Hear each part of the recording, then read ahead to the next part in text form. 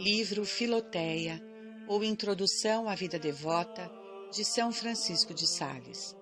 Parte 3, capítulo 8. A mansidão no trato com o próximo e os remédios contra a cólera.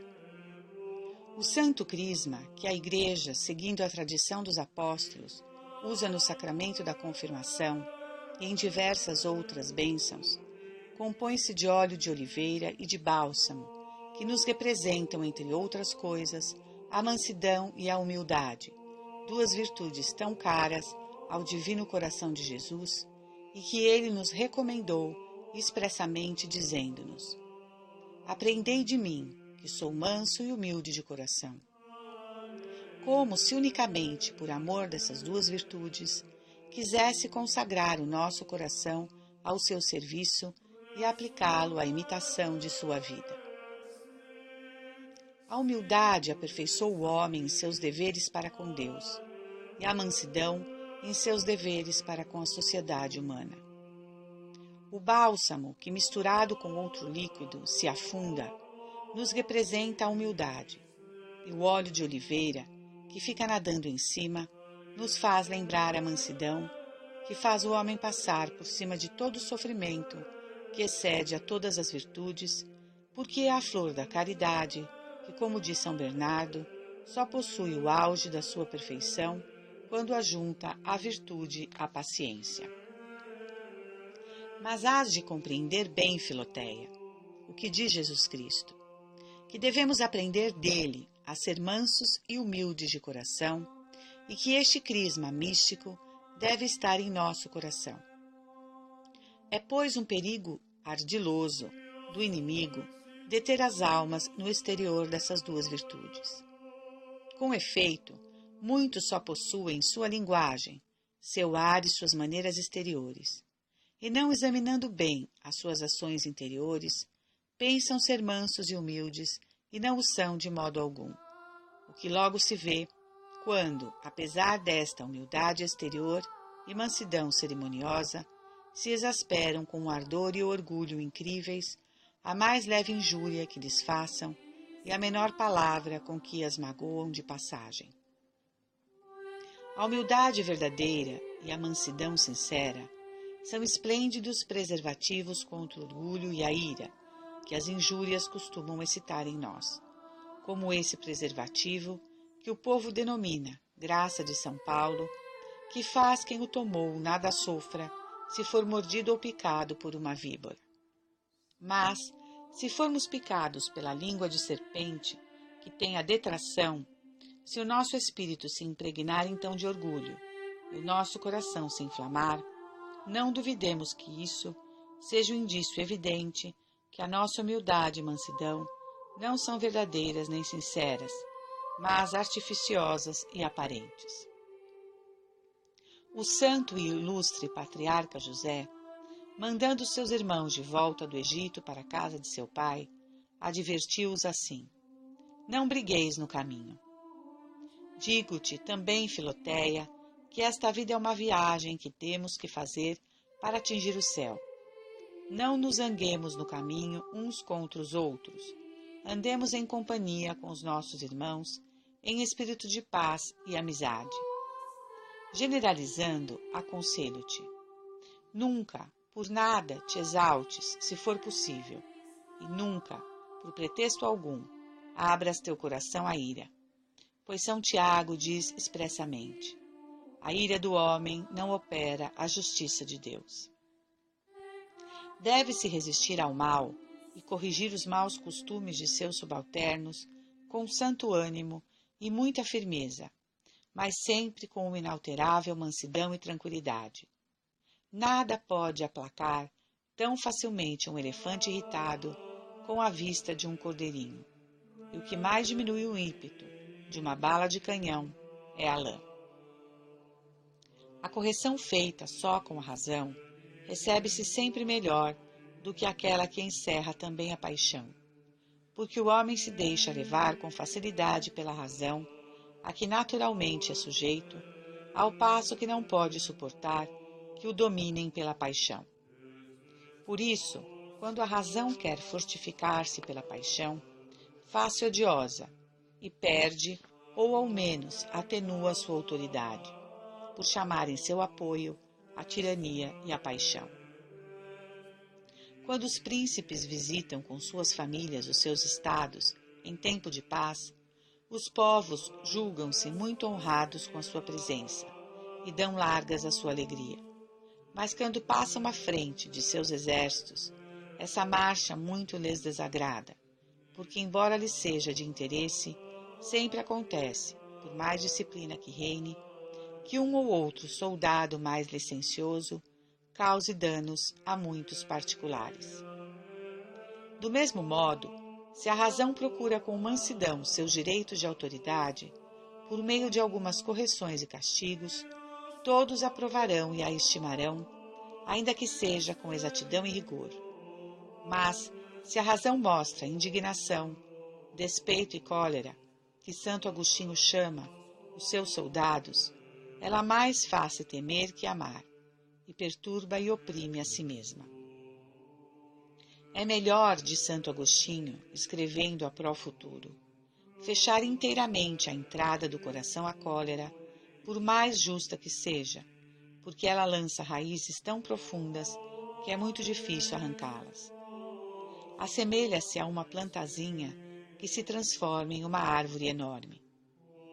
Não é sem razão que o apóstolo proíbe que deixemos pôr-se o sol sobre a nossa cólera, porque durante a noite ela se converterá em ódio, torna-se quase implacável e nutre-se no coração de 1000 arrazoamentos falsos, pois ninguém teve jamais a sua cólera por injusta. A ciência de viver sem cólera é muito melhor do que a de servir-se dela com sabedoria e moderação. E se por qualquer imperfeição ou fraqueza esta paixão surpreender o nosso coração, é melhor reprimi-la imediatamente que procurar regrá-la. Torna-se senhora da graça e faz como a serpente, que por qualquer buraco por onde mete a cabeça, passa facilmente com todo o corpo. Mas como has de perguntar, de certo, qual é o melhor meio de reprimi-la? É preciso, Filoteia, que logo ao sentires o primeiro ataque, concentres todas as forças de tua alma contra ela, não de um modo brusco e impetuoso, mas doce e eficazmente. Porque, como se vê, muitas vezes nas audiências dos escritores e etc., que os empregados fazem mais barulho que aqueles a quem pedem silêncio, acontece também frequentemente que, querendo reprimir a cólera com impetuosidade, ainda nos perturbamos mais, e o coração, estando assim perturbado, não pode ser senhor de si mesmo.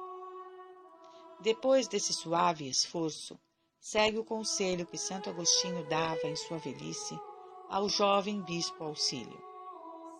Faze, costumava dizer-lhe, o que um homem deve fazer, e se em alguma circunstância da vida tiveres razão de exclamar com Davi, conturbado, com grande pesar está meu olho, recorre imediatamente a Deus, dizendo com o mesmo profeta, tende misericórdia de mim, Senhor, para que ele, estendendo sua mão direita sobre o teu coração, lhe reprima a cólera.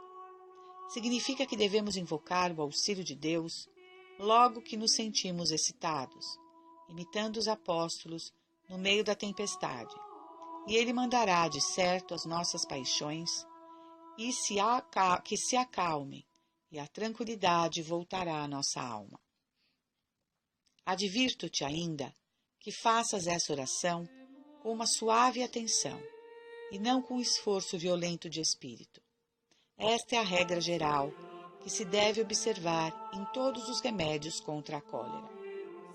Logo que mostrares que, levada pela ira, cometeste alguma falta, repara sem longas, por um ato de mansidão e brandura, para com aquela pessoa contra quem te irritaste.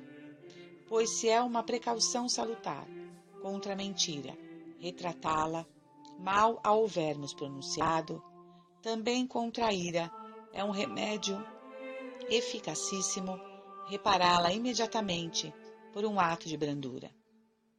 As feridas recentes são, como se afirma sempre, mais fáceis de curar do que as antigas. Demais, quando estás com o ânimo calmo e sem motivo algum de irritar-se, faze um grande movimento de brandura e benignidade, acostumando-te a falar e a agir sempre com este espírito, tanto em coisas grandes como pequenas. Lembra-te que a esposa dos cantares não só tem o mel nos lábios e na língua, mas o tem também debaixo da língua, isto é, no peito, onde com o mel possui também o leite. Isso nos mostra que a brandura com o próximo deve residir no coração e não só nos lábios, e que não é bastante ter a doçura do mel, que exala um cheiro agradável, isto é, a suavidade de uma conversa honesta com pessoas estranhas, mas devemos ter também a doçura do leite no lar doméstico para com os parentes e vizinhos. É o que falta a muitas pessoas, que fora de casa parecem anjos e em casa vivem como verdadeiros demônios. Capítulo 9. A mansidão para conosco. Um modo de fazer um bom uso desta virtude é para aplicá-la a nós mesmos, não nos irritando contra nós e nossas imperfeições. O motivo, pois, que nos leva a sentir um verdadeiro arrependimento de nossas faltas, não exige que tenhamos uma dor repassada de aborrecimento e indignação. É quanto a este ponto que erram muitos continuamente, agastando-se por estarem agastados e amofinando-se por estarem amofinados, porque assim conservam aceso no coração o fogo da cólera, e bem longe de abrandar deste modo a paixão, estão sempre prestes a exasperar-se à primeira ocasião. Além de que esta ira, pesar e aborrecimento contra si mesmo, encaminham ao orgulho, procedem do amor próprio, que se perturba e inquieta por nos ver tão imperfeitos. O arrependimento de nossas faltas deve ter duas qualidades: a tranquilidade e a firmeza. Não é verdade que a sentença que um juiz pronuncia contra um criminoso com calma é mais conforme a justiça do que aquelas que são influídas pela paixão e por um espírito irrequieto, determinando o castigo não tanto pela qualidade do crime como por sua disposição? Digo também que mais eficazmente nos punimos de nossas faltas por uma dor calma e constante do que por um arrependimento passageiro e cheio de amofinações e indignações, porque nesta excitação nos julgamos segundo a nossa inclinação e não conforme a natureza do erro cometido. Por exemplo, quem tem grande afeto à castidade sentirá amargamente qualquer golpe desferido contra esta virtude, rindo-se talvez de uma grave detração em que tiver incorrido. Ao contrário, quem odeia a detração há de se afligir excessivamente de uma leve palavra contra a caridade, fazendo talvez pouco caso de uma falta considerável contra a castidade. De onde vem isso, senão de que se julga a consciência, não segundo a razão, mas segundo a paixão? Crê-me, Filoteia, uma admoestação de um pai ao seu filho, feita com uma doçura toda paternal, há de corrigi-lo mais facilmente que um castigo severo infligido num estado de irritação.